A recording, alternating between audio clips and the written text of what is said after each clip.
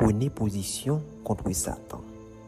Résistez-lui ferme dans votre foi, sachant que les mêmes types de souffrances sont vécues par la famille de frères à travers le monde. 1 Pierre 5, verset 9.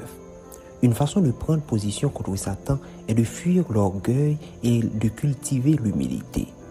Dans ce verset, l'apôtre Pierre écrit à un groupe de croyants chrétiens qui font face à la persécution et à la souffrance pour leur foi.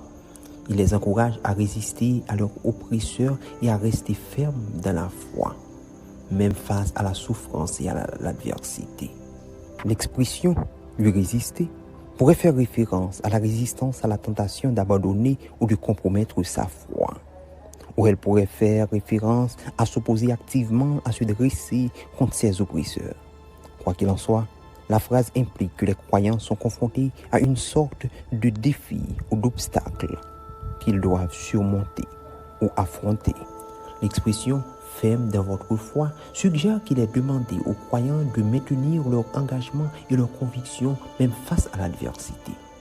Cela pourrait être interprété comme un rappel à s'en tenir aux enseignements et aux valeurs de la foi chrétienne, ou cela pourrait être pris plus largement pour faire référence à tout ensemble de croyances ou de convictions qui nous sont chères.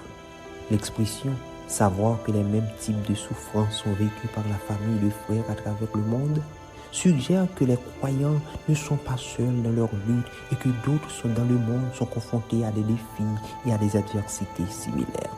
Cette phrase peut être vue comme un rappel que la souffrance est une expérience commune pour les croyants et que c'est quelque chose qui nous unit et nous rassemble. Cela peut être une source de réconfort et d'encouragement pour toute personne confrontée à des difficultés et peut servir de rappel que nous faisons partie d'une communauté plus large qui nous soutient et prie pour nous.